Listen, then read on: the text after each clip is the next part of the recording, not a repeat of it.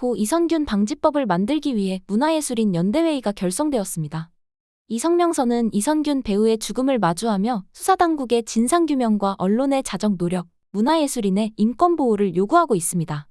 29개 문화예술 관련 단체를 중심으로 결성된 이 연대회의는 작가, 감독, 가수, 배우 등 다양한 분야의 2,000명의 문화인들이 함께 협력하고 있습니다.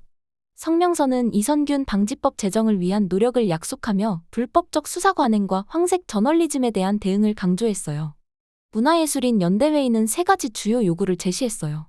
첫째로, 수사 과정에 대한 철저한 진상규명을 촉구하고 수사당국의 공보 책임자와 수사 업무 종사자들이 부적법한 언론 대응이나 답변을 하지 않았는지 조사해야 한다고 요구했고, 둘째로, 언론의 자정 노력과 함께 보도 목적에 부합하지 않는 기사 삭제를 요청했고, 문화예술인의 인권보호를 위한 현행 법령 재개정을 요구했습니다.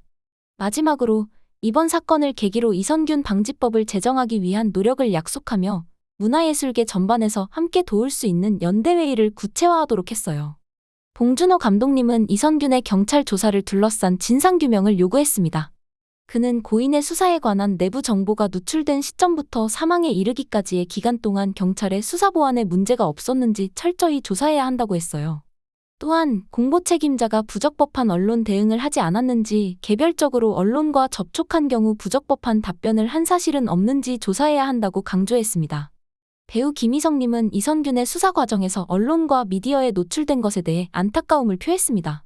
그는 아무런 보호 장치 없이 언론과 미디어에 노출되었으며 사건 관련성과 증거 능력이 판단하기 어려운 녹음 파일이 대중에게 공개되었다고 말했습니다.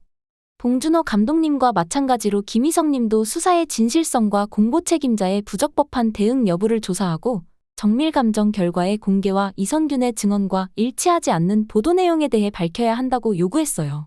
가수 윤종신님은 언론과 미디어에게 고인에 대한 내사 단계의 수사 보도가 국민의 알 권리를 위한 공익적 목적에서 이루어졌는지 의문을 제기했어요. 또한 고인을 대중의 인기에 기반하여 선정적인 보도를 한 것은 아닌지, 경찰에게 고인을 포토라인에 세울 것을 무리하게 요청한 사실은 없는지 의문을 제기했습니다. 윤종신님은 불법적인 수사 관행과 황색 저널리즘에 대한 대응을 강조하며 보도 목적에 부합하지 않는 기사 내용을 삭제해야 한다고 요구했어요. 이원태 감독님은 정부와 국회에게 현행 법령의 문제점을 점검하고 필요한 법령의 개정 작업에 착수해야 한다고 요구했습니다.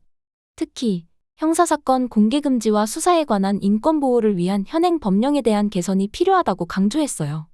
이원태 감독님은 이번 사건을 계기로 이선균 방지법을 제정하기 위한 노력을 약속하며 피의자 인권과 국민의 알 권리 사이에서 원칙과 예외가 뒤바뀌지 않도록 명확한 입법적 개선이 필요하다고 밝혔습니다. 이번 성명서는 이선균 방지법 제정을 위한 노력을 약속하고 불법적 수사 관행과 황색 저널리즘에 대한 대응을 강조했어요. 문화예술인 연대회의는 이 성명서를 국회의장에게 전달하여 불법적인 피해를 막을 수 있는 입법 노력을 기울일 것입니다. 또한 경찰청과 KBS에도 성명서를 제출하여 불법적인 수사 관행과 언론의 자정 작용을 막을 것입니다. 연대회의는 이번 사건을 계기로 이선균 방지법을 만들기 위해 다양한 노력을 기울이고 참담한 일이 반복되지 않도록 최선을 다할 것을 약속했습니다.